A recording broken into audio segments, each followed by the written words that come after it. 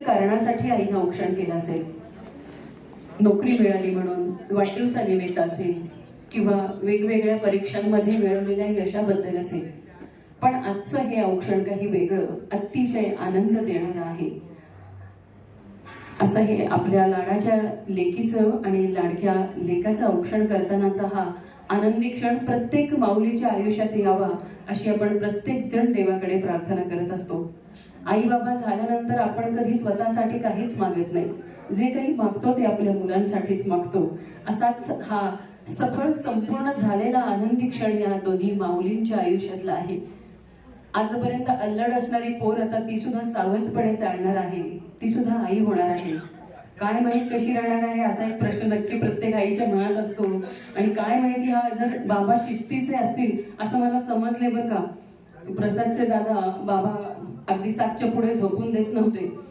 एकदम टेन्शन मध्ये त्यांचं काम असायचं. पण त्यातूनच आम्ही घडलो, आम्हाला छान संस्कार मिळाले आणि वळण मिळालं लागलं हे देखील प्रसादने मला अंडरलाईन करून सांगितलंय. त्यामुळे मी पण जरा घाबरलीच होते. पण इथे आल्या आल्या आधी आम्हाला बाबाच भेटले इथे आणि एकदम शांत वाटले. आणि इथे गाणं म्हटल्यावर तर काय ते कलाकार व्यक्ती आहेत, त्यामुळे कलाकारांना शिस्तीत सुद्धा राहणं गरजेचं आहे. त्यामुळे काय म्हणालात,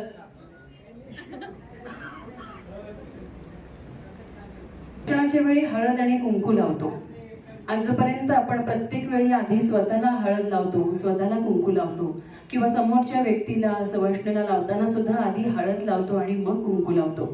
या क्राऊड करून मला नक्कीच उत्तर बरोबरच अपेक्षित आहे.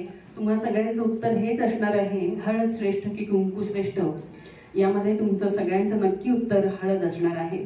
कारण प्रत्येक ठिकाणचा क्राऊड समजतो हळद ही आरोग्य देणारी पुण्यदायी अशी हळद असते. म्हणून प्रत्येक कार्यक्रमात आपण आधी हळद दळण्याचा कार्यक्रम करतो. आणि महिलेनं आधी स्वतःचं आयुष्य, स्वतःचं आरोग्य जपावं आणि मग तोच वसा आरोग्य जपण्याचा समोरच्या सवाष्णीला सुद्धा द्यावा. म्हणजेच काय तर आपल्या आजी पणजींचं आयुष्य खूप चांगलं होतं. आता आमच्या पिढीतल्या महिला हळद कुंकू लावताना हेही लक्षात ठेवावं की नवऱ्याला आता पिझ्झा बर्गर मॅगी मागवायला सांगायचं नाहीये.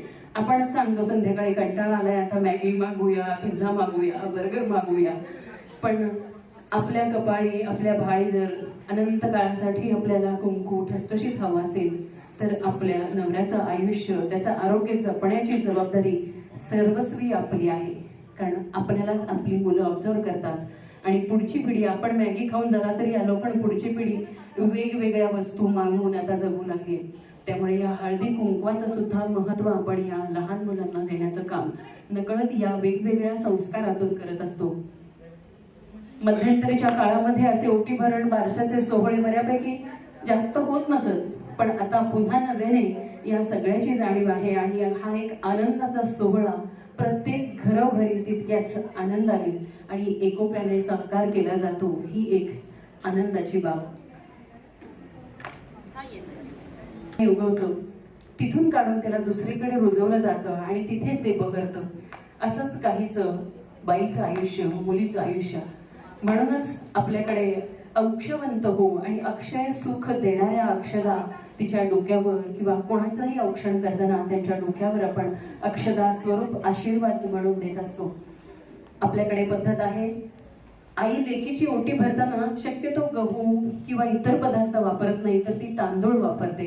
कारण तांदूळ हा अक्षय सुख देणारा पदार्थ आहे आणि तुझ्या ओटीत सदैव अक्षय सुखच, अखंड सुखच असू दे यासाठीच आपल्याकडे तांदळाने ओटी भरण्याचा पद्धत आहे. विशेष करून सासरी गेल्यानंतर जे धान्य पिकतं आपल्या शेतात त्यांनी एक वेळ ओटी भरतील, तिच्या समोर किमान रास मांडतील. पण आई आपल्या लेकीचं ओटी भरण करताना नेहमीच तांदूळ वापरते. बरोबर आहे का मंडळी? चला, येस, मला काहीतरी येते.